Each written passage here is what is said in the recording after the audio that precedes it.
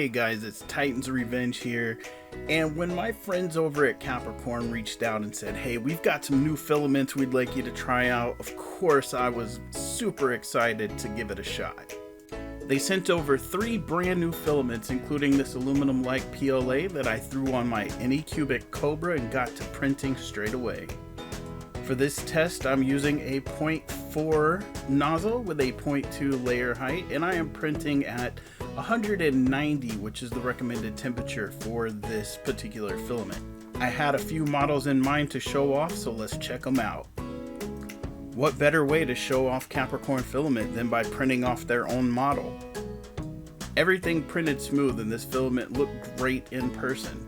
The only thing I maybe could have done different was change my own personal retraction settings in the slicer, but hey, that's on me, not the filament. This filament is great. It had great first layer adhesion, it printed out nice and smooth with minimal layer lines, although they are there, but that's to be expected at a 0.4 nozzle. Printing at a 0.2 layer height sometimes can take away some of the detail, so I wanted to make sure that I printed a couple models that showed off how much detail this thing can really pick up. This is a Batman bust by Eastman. You can get this model for free. He also has a Patreon. He does some amazing work, but this filament did a great job. You can just see all the detail here up close. Again, you can see visible layer lines, but that's to be expected. One thing I really love about this filament is its ability to contrast with the details in the model. This next one is the Obi-Wan Kenobi bust by Hex 3D. Again, a great model, tons of detail. You can even see the little bits of almost fabric-like material in his clothing, each individual hair. It just overall was a great print.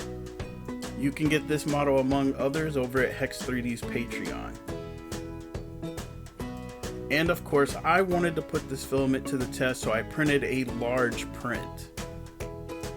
In fact, this print was so large, I wasn't able to fit it onto my turntable to do it, so I had to take still photos and stitch them together. This is the main ship from the television show The Orville. When most people think about Capricorn, they think about the tubing. It's time to change that. They're going to start thinking about these filaments.